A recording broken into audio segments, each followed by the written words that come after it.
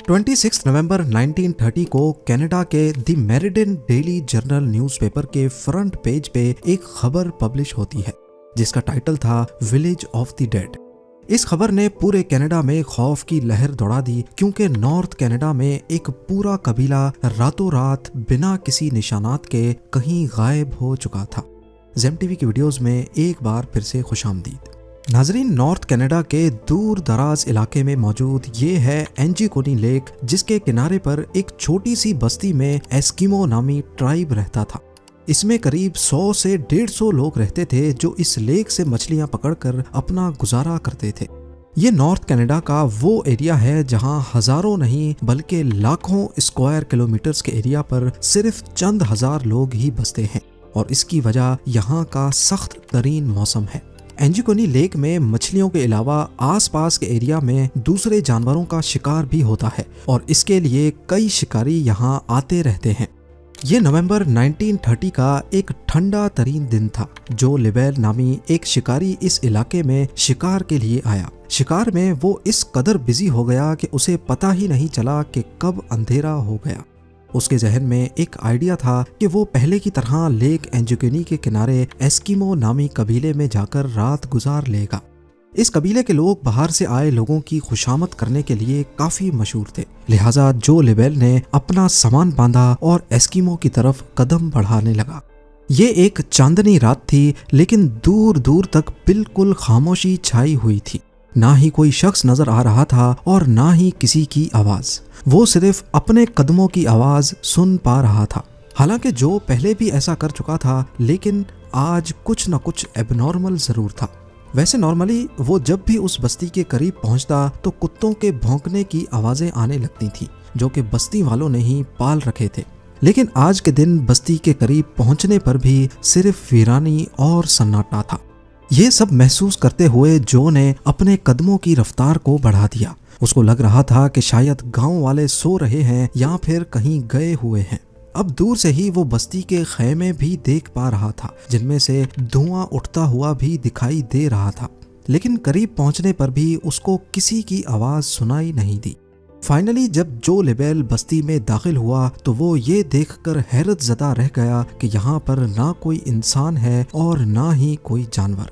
पर जो के लिए हैरानी की बात यह थी कि कुछ घरों के ऊपर से धुएं उठते हुए दिखाई दे रहे थे कि जैसे इनके अंदर कोई मौजूद हो।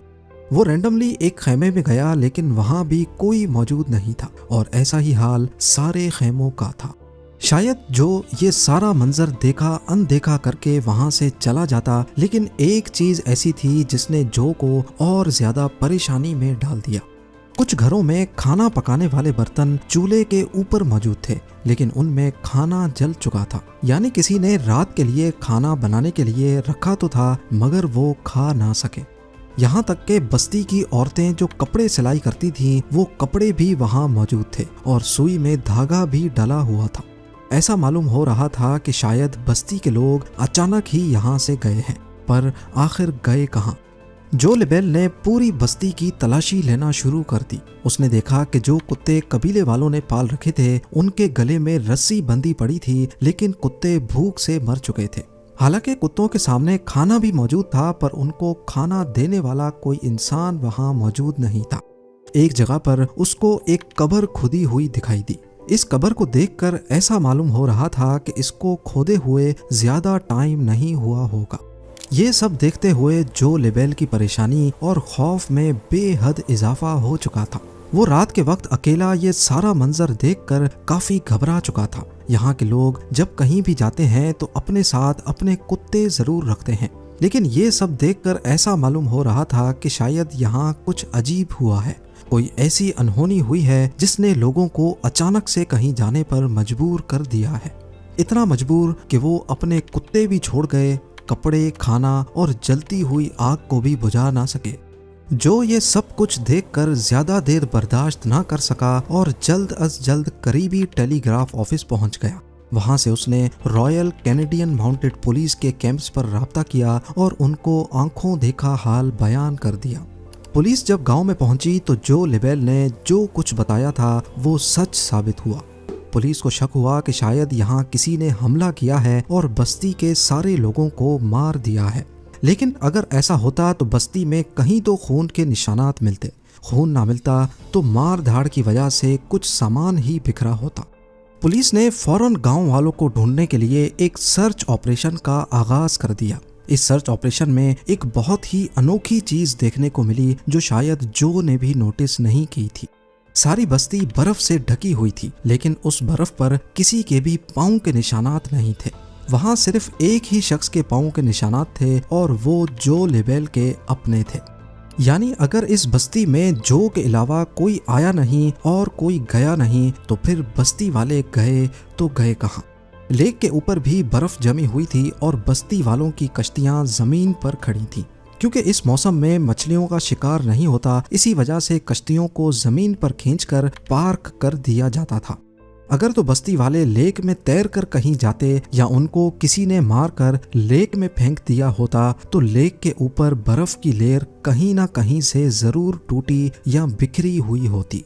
पुलिस को इन्वेस्टिगेशन में ये भी मालूम पड़ा कि ये लोग जो के यहाँ आने से 8 दिन पहले ही गायब हो चुके थे, क्योंकि कुत्तों की मौत 1-2 रोज भूखा रहने की वजह से नहीं होती और घरों से निकलने वाला धुआं इस बात की निशानी थी कि इनको यहाँ से गए ज्यादा अरसा नहीं गुजरा, क्योंकि ये वो धुआं था जो लकड़ियां बुझ जाने के बाद भी काफी देर तक निकलता रहता है।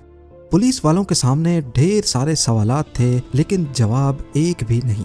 कई महीनों के सर्च ऑपरेशन के बाद पुलिस ने आखिरकार इस केस को अनसॉल्व का ठप्पा लगाकर हमेशा हमेशा के लिए बंद कर दिया और वक्त के साथ साथ लोग भी इसको भूल गए। इस वाक़े के 50 सालों के बाद 1984 में रॉजर बोर और निजेल ब्लंडल नामी राइटर्स ने एक आर्टिकल लिखा और इस पूरे मामले को एलियंस से जोड़ने की कोशिश की। उन्होंने अपने आर्टिकल में बताया कि जब वो लोग इस एरिया को एक्सप्लोर करने एंजुकनी लेक के पास गए तो उन्हें वहाँ एक शिकारी और उसके 2 बेटे मिले। उन्होंने बताया कि अक्सर उन्होंने झील के ऊपर उड़ते हुए कुछ ऑब्जेक्ट्स देखे हैं जिनकी शेप मुख्तलिफ होती है और वो उसी बस्ती की तरफ उड़ रहे थे जहाँ एस्किमो ट्राइब रहता था। इस स्टोरी को बेस बनाकर ये बताया गया कि शायद उस रात एलियंस उतरे थे और बस्ती में मौजूद सभी लोगों को वो अपने साथ ले गए। एलियंस की मौजूदगी और उनके हमले का इन दोनों राइटर्स के पास कोई भी ठोस सबूत नहीं था, इसलिए ज्यादातर लोगों ने इस पर यकीन नहीं किया और इस थ्योरी को रिजेक्ट कर दिया। इसके बाद कई लोगों ने एस्किमो कबीले की गुमशुदगी के बारे में अलग थलग कहानियां बनाना शुरू कर दी, लेकिन हकीकत ये है कि इस वाक़े को 100 साल होने को हैं, मगर आज तक इस सवाल का जवाब किसी के पास नहीं है कि आखिर एंजुकनी लेक की बस्ती के लोग बिना किसी निशानात के चले कहाँ गए। एस्किमो कबीले के गायब होने का मामला आज तक एक मिस्ट्री बना हुआ है। उम्मीद है जेम टीवी की ये वीडियो भी आप लोग भरपूर लाइक और शेयर करेंगे। आप लोगों के प्यार भरे कमेंट्स का बेहद शुक्रिया। मिलते हैं अगली शानदार वीडियो में।